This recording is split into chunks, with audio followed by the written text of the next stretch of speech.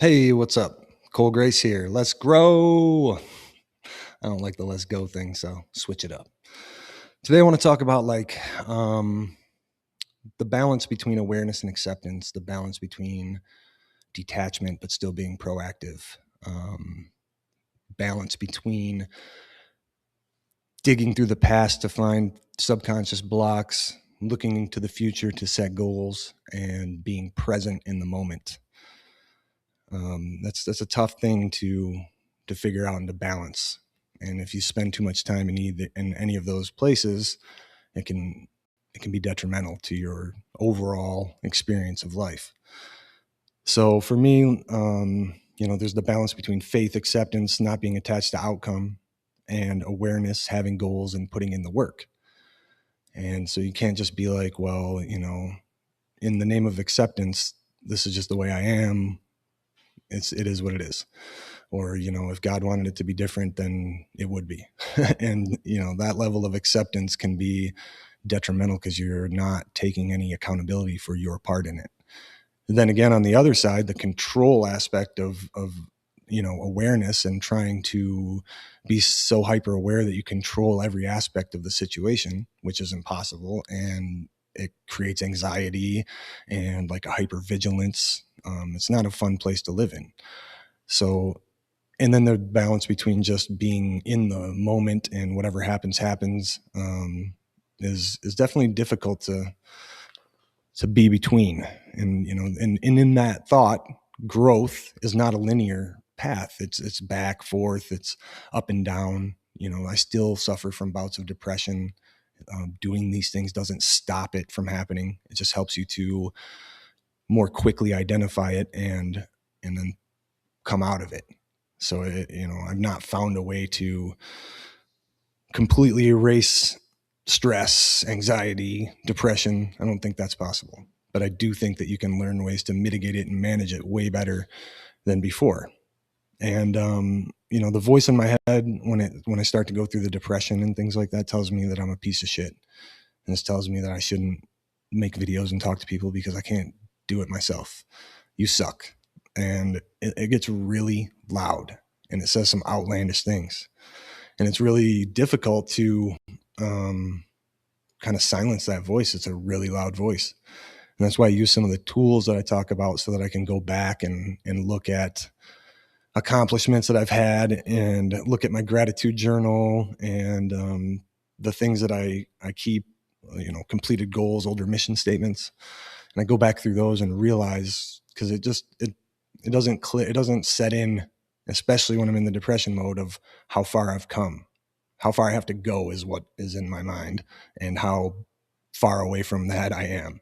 And it's a good thing to have, to constantly be challenging yourself and have goals, but it's also good to look back at what you've already accomplished and give yourself some credit. And so, that voice will tell me I'm better off dead sometimes. And so I have to be prepared for those moments. And that's why I have the positive affirmations and the mission statement and the goals and the things of that nature, is to help me when I get into those modes. And so you have past, future, present. Past is looking back at like completed goals, older mission statements, and gratitude, and also going through like your subconscious, looking for blocks and inner child healing and things like that. That's your past. But if you spend all your time in your past, it's detrimental because you'll constantly be in like victim mode. You can blame all your problems on the fact that you had the rough past and not take accountability for any of your actions. But it is a place that you do have to go sometimes. So this is part of that balance. And then you have setting new goals, challenging yourself, and not getting complacent. And that's being in the future and future pacing and where do I want to be and your mission statement, things like that. But if you spend all your time there, then you're never good enough. And it always seems like, you're waiting to get to the next goal to be happy. And then when you get to that next goal, you're not happy and you have another goal. And it becomes this chasing and never being good enough. And then you have being present, being in the moment. Calming your nervous system is important by deep breathing, positive affirmations, having like a strong frame. And what that means is like it doesn't matter how people are reacting. I am confident in who I am as a person, my reality.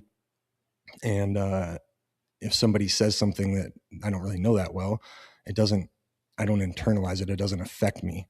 My reality is based on my experience and my, what I think about myself, not how other people are reacting and how other people think about me.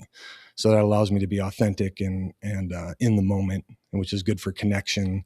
But if you spend all of your time in the moment, your past is going to creep up on you. You're not going to have awareness of some of your behaviors, and it's going to be difficult to progress and to grow and to have goals.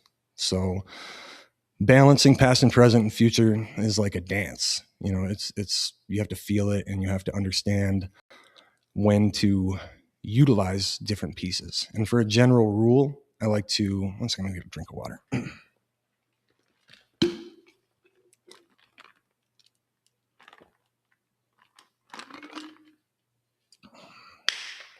I like the 80-20 rule. And so for a general rule, I try to use that in how I spend my time as far as past, present, future. I put about approximately, right? Like I'm not sitting here counting it out by the minute, but I try to put about 10% of my time into digging into the past, child healing, looking through the past. And especially when I'm depressed, it's probably more, but looking back at accomplishments, mission statements, and positive things, positive affirmations and things like that.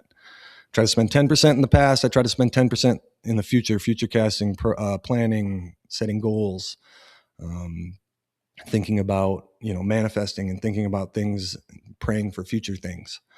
And then I'd like to spend 80% of the time in the present moment, connecting and experiencing life. And I found that to be a nice balance for me. And what I found is that before, I never felt comfortable in the present moment. So I was always distracting myself, trying to avoid it and stay busy, because just existing was unbearable. That's why I'd always cook at events or find something to do and keep myself busy. Like, oh, I got to go check on the food or something. And I could just always dip off. I never felt comfortable in my own skin just being there. And after a little bit of time, I'd have to leave, and I couldn't just sit.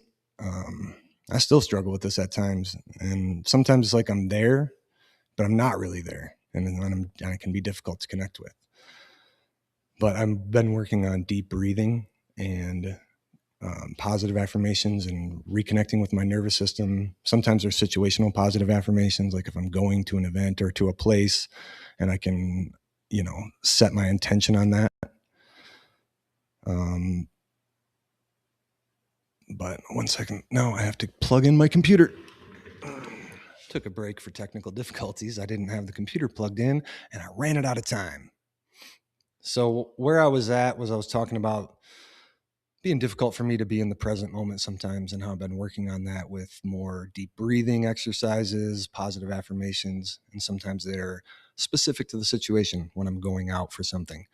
I remind myself and try to, remind myself and be confident of who I am, what I've accomplished, and the things that I've already done, and, why I shouldn't have to worry or try to be who I'm not, and I can be myself and all these things. So that's helping me to be in the present moment more, which is something I didn't like. And then I try to, do the 80-20, where I spend 10% doing things from the past, 10% goals in the future, and 80% connected and experiencing life. And one thing I realized about why I'm like that is because trauma can cause dissociation. And when you're in a traumatic event or whatever, you dissociate, and you can start doing that as a little kid, and it can be as simple as your parents arguing. It doesn't have to be like a car accident or war or something like that. But you learn to, be kind of like out of body, or leave and go to your happy place type thing. And so a lot of this work has helped me to be able to enjoy the present moment more, where there were times in my life where I was chasing the external. So I wrote that book, Internal is Greater Than External, Calming the Chaos Within. It's because I was chasing the external. I was doing really cool shit, but I wasn't able to enjoy it really. I was like, meh, doing some of the most awesome things in the most beautiful places in the world. I would see it and be like, wow, that's really beautiful. All right, I'm ready to go. Just disconnected. And it sucked. Like, and I kept trying to do cooler things or better things to feel. And that's not the way to do it. You have to work internally to get that back, to connect, to be, cognizant, and to intentionally connect, and to do the deep breathing, and to, calm myself down when I realize that I'm anxious, and to remind myself, who I am, and that I'm enough. I'm worthy. I don't have to like perform. I don't have to impress. All I have to do is show up and be myself. So yeah, chasing the external things, trying to feel better internally does not work. That's why I wrote that book. And I'm getting to the point where I can just be sitting with friends at a fire or at a dinner, and I can feel fulfilled, and I can feel like I don't have things on my mind racing and telling me to go do the dishes or go do something and distract myself. I can sit there and have a conversation. And, still, like I said, still I struggle with it. There's still, after a couple hours, I'm like, I gotta go. I just get that, I get the feeling, and I fight through it. Sometimes I'm like, all right, stay. You don't have anything else to do. The dog's fine. You don't have to make up an excuse and go. Just chill and hang out. But my nervous system is on bling, ding, ding, ding, ding, ding. And it's like, go, we got to leave for, a million reasons that aren't really real. And I'm working on it. So one of the things I wanted to talk about was just the balance between the past, the present, and the future, and how awkward the present can feel sometimes if you've had traumatic past, or you've dissociated, or anything like that. Being present in the moment can be difficult. And a lot of times we'll chase external things, trying to fill that void, that gap, get that feeling of enjoyment again. Like after Iraq, I used to snowboard and do all these things, and I tried doing them again. I just didn't enjoy them.